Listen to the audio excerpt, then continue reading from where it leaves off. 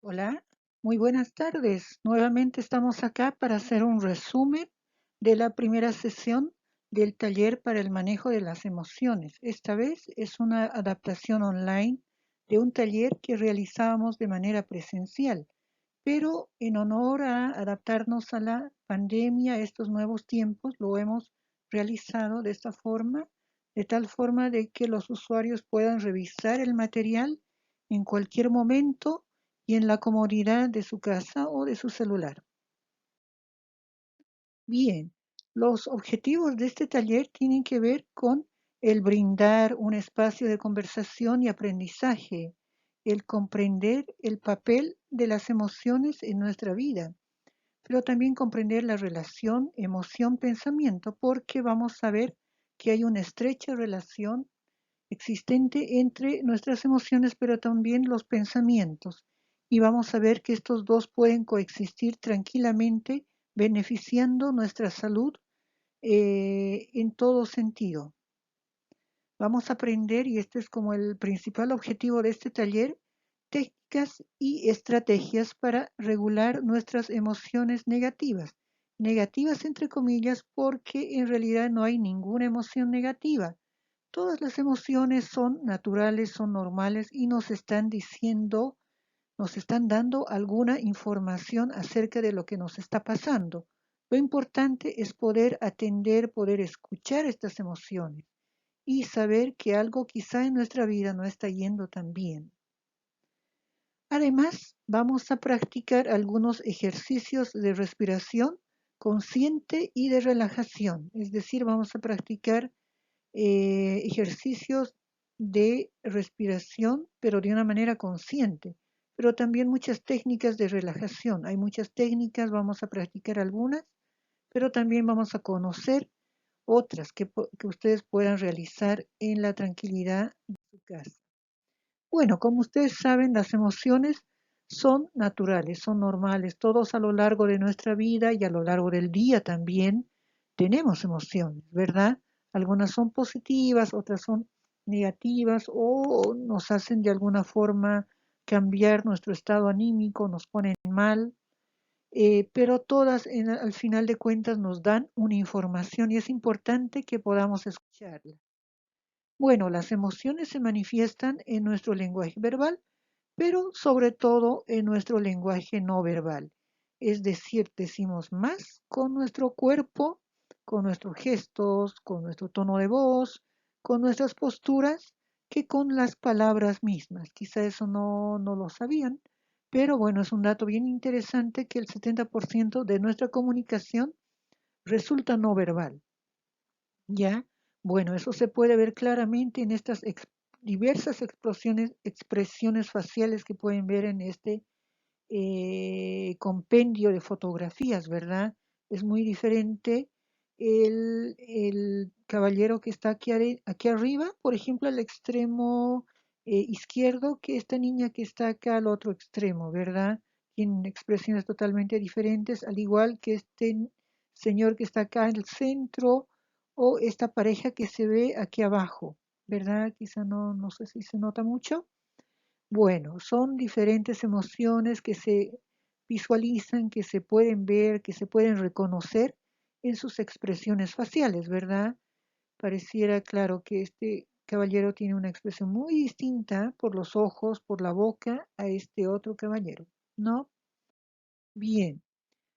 Bueno, son tantas emociones que podemos sentir, pero fíjense que hay tres emociones que son las principales, que son las que vamos a ver en este taller. Estas emociones son la rabia, la ansiedad y la tristeza. Entre sí son emociones muy distintas, pero sucede que a veces las confundimos.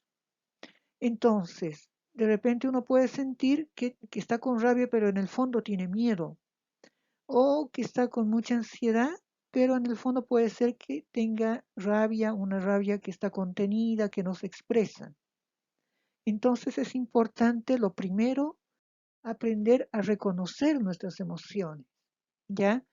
Bueno, parecería algo fácil, ¿no? Porque uno puede decir, sí, yo sé cuándo me pongo rabioso, sé cuándo estoy ansioso, pero va a ser importante para aprender ciertas técnicas, ciertas estrategias en el manejo de las emociones, que primero aprendamos a reconocer estas emociones en nuestro diario vivir.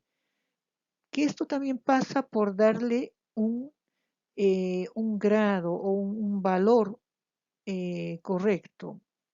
Vamos a ver a qué me refiero con eso.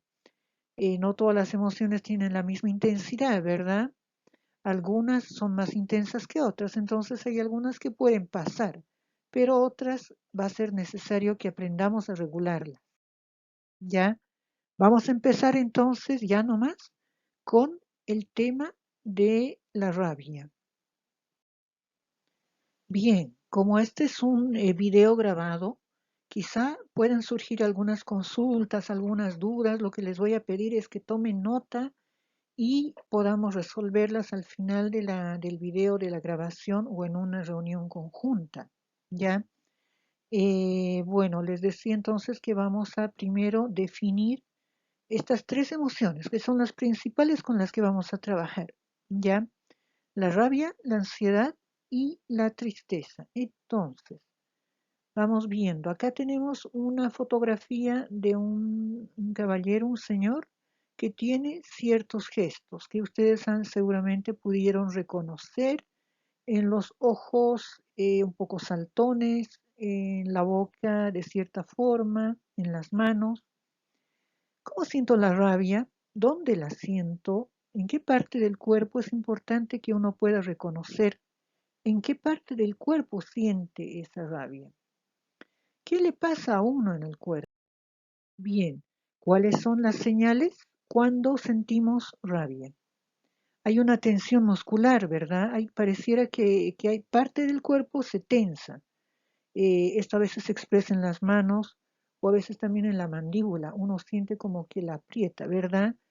Bueno, hay cierta tensión muscular, hay aumento de la presión sanguínea. Pareciera que en la rabia la sangre sube, ¿ya? Y esto es verdad. No es en vano esa expresión que usualmente escuchamos, te pusiste rojo como un tomate, ¿no? Hay gente que se pone roja, evidentemente.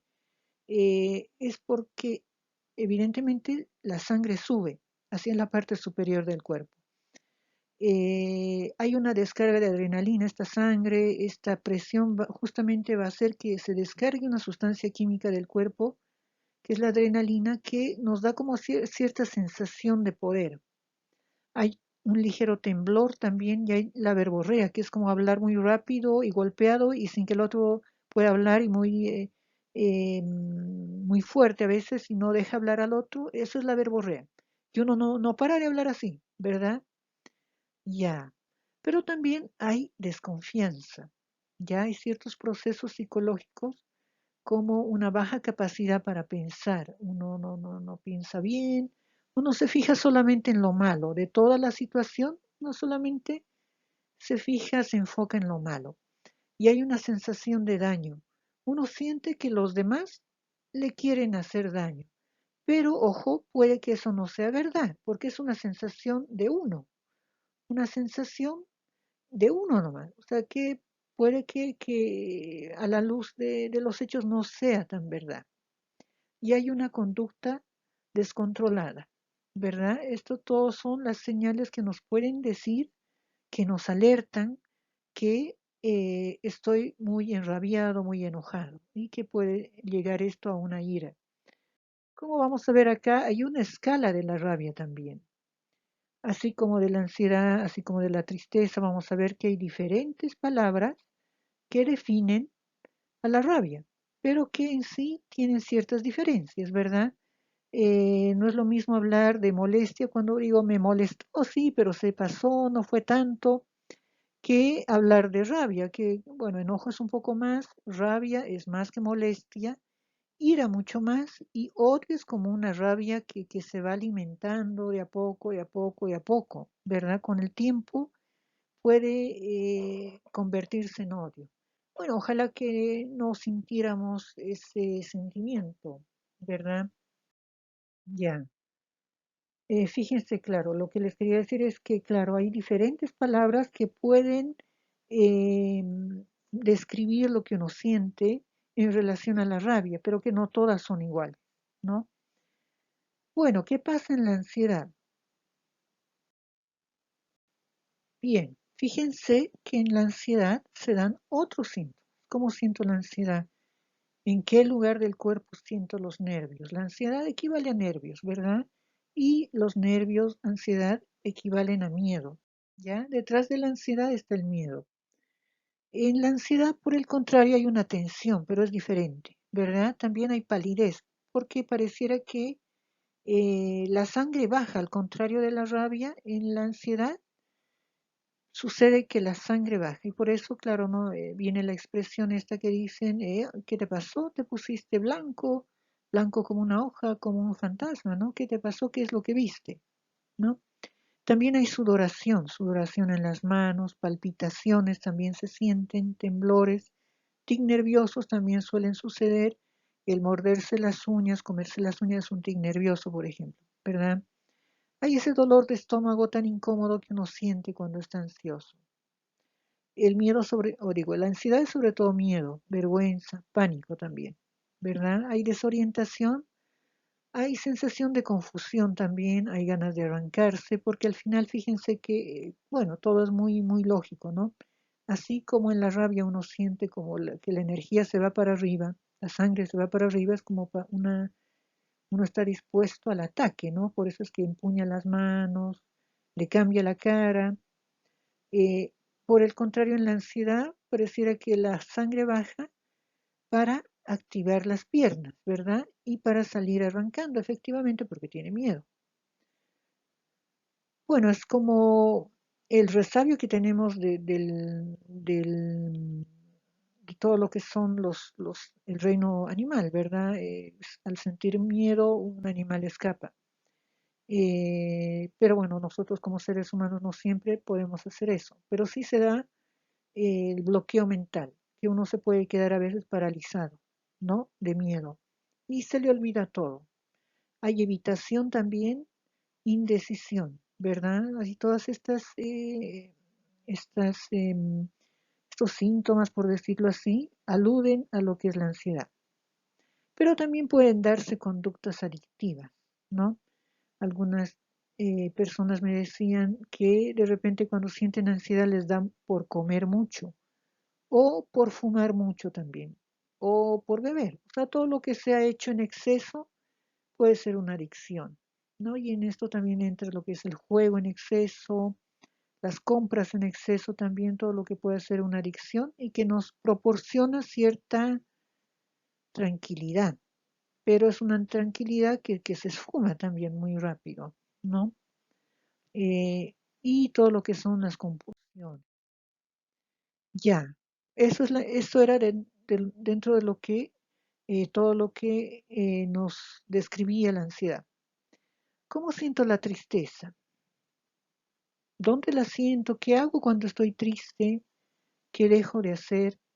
¿Qué me pasa cuando estoy triste? ¿No? Pareciera que, por el contrario, en la tristeza, la energía se va del cuerpo, ¿no? Como que se nos va, que uno no puede sentir las mismas ganas que antes, hay sensación de enlentecimiento, como que uno se enlentece, el pensamiento se enlentece, el cuerpo se enlentece porque hay también apatía, desgano, cuesta mucho hacer las cosas, ¿no? Mucha gente que le cuesta mucho levantarse, hacerse, hacer todas las cosas que hacía normalmente antes, cuando hay una tristeza, una depresión profunda. También está el llanto, pero también la irritabilidad. Lo que uno de las cosas que más se afectan en los estados depresivos puede ser el sueño, ya además del apetito. Y claro, va desde la gente que no duerme o la que duerme mucho, ¿no?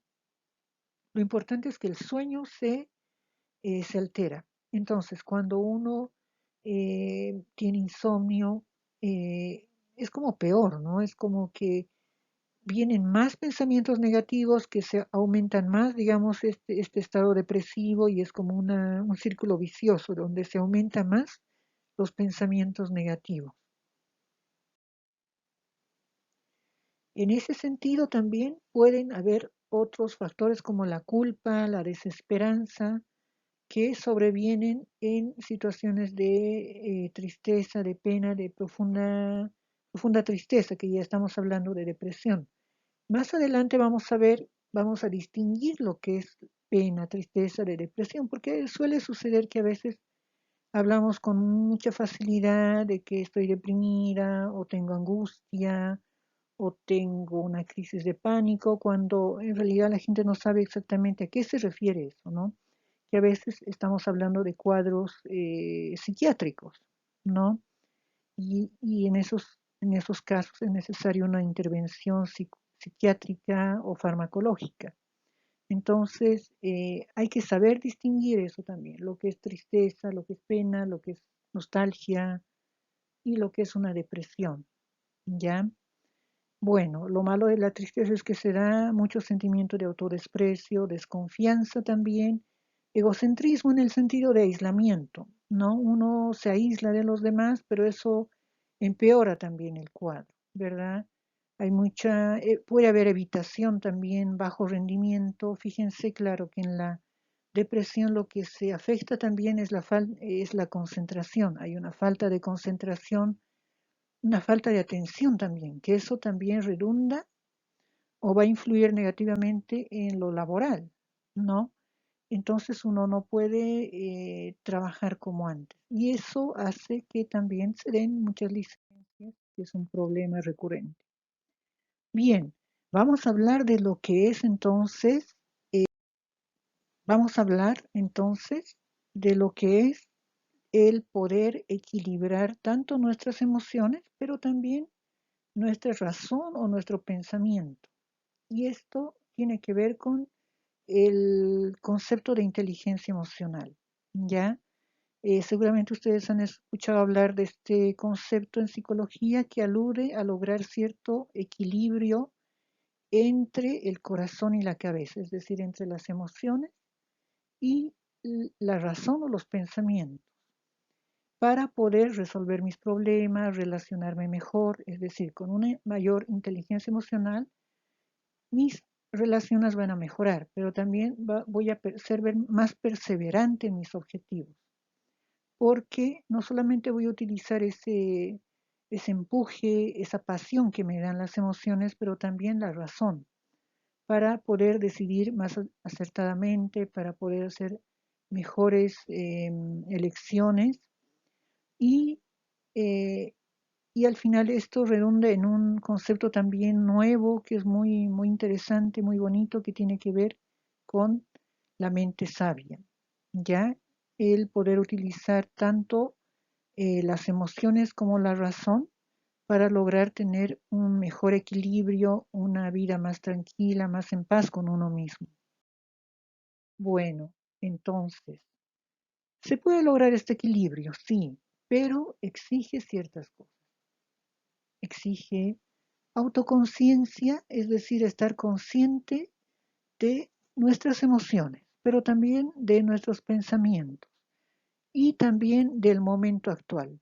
Suele suceder que a veces vivimos no en este presente, sino en el pasado, recordando, pensando en aquello que fue, que ya no es, pero también podemos perdernos en el futuro, anticipándonos a cosas que todavía no han pasado, preocupándonos en exceso de cosas que pensamos que pueden pasar, pero nos perdemos en ese futuro o en ese pasado. Pero sobre todo lo que nos estamos perdiendo es este presente, es este aquí y este ahora, ¿no? Entonces, esto es una de las cosas que vamos a ver también, cómo